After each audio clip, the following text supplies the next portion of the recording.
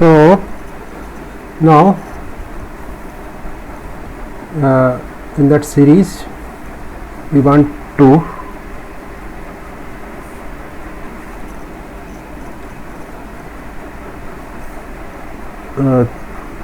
we are interested what heat is transferred in that process.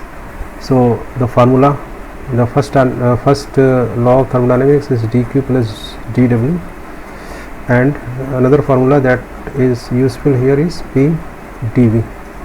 So now equation number 1 gives you, this is 0 because in isothermal process du is equal to 0. So what we get here, dq is equal to minus dv minus dw, and from here this equation we put the value of dw, we will get what, we will get p dv, because this is minus, it will make like this. Now integrate it, so after integration this is the whole heat, and at this time we cannot take this pressure out because pressure is changing throughout the process, because it is like this, P V, and our process is this way, 1 and 2, okay, and I can define here pressure, volume, P1, P2, V2, and temperature is always T, and T is suppose 25 degrees centigrade. It can be any temperature, but in your numerical problem 3.2 it was 25 degrees centigrade.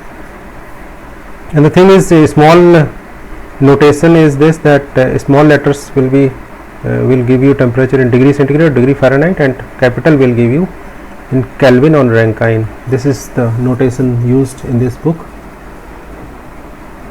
So what we will do now, how we can solve, because this is different and this parameter is different, so our task is to convert P into V somehow. Now we already know that PV is equal to RT in case of ideal gas.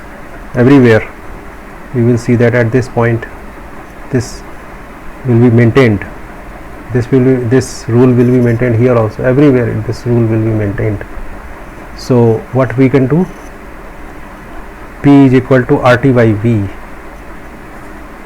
and you put this here, RT by V dV, take RT out because all these things are constant, dV by V, and RT ln V, and limit you can put here V1 to V2, this V1 to V2, so V1 to V2, V1 to V2, this way it will come V2 by V1. So on the next page I have written the same formula. This is the heat transfer that will take place during the isothermal process. This, for example, this heat you will give to the process. And now suppose you want to express this formula in pressure form, then you put you use this formula, PV is equal to RT, and we are taking 1 mole gas, you can assume that, so that PV is equal to RT. Actually the formula is PV is equal to nRT, n is equal to 1, so PV is equal to RT.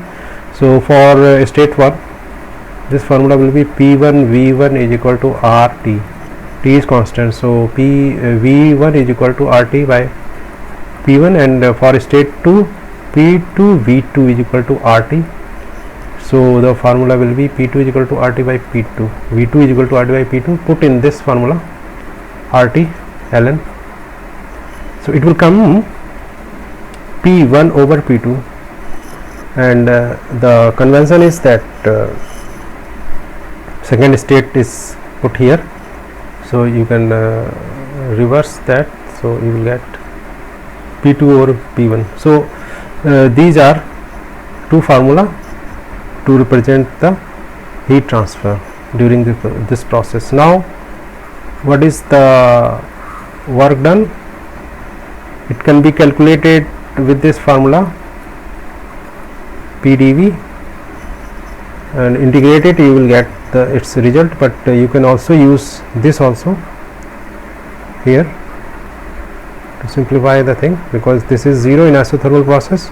So dW is equal to minus dQ, whatever it means that work will be the negative of the heat transfer. So you can write it this way, minus RT ln V2 over V1 is equal to plus RT ln P2 over P1, and here you can say that this is the work.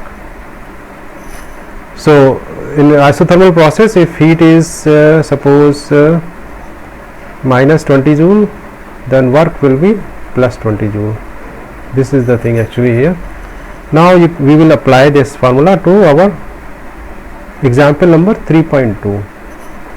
You can see that in book and very well understand by applying the formula what heat and work will come there. Delta U and delta H will always to be 0 there. Okay students, this way this lecture finishes here.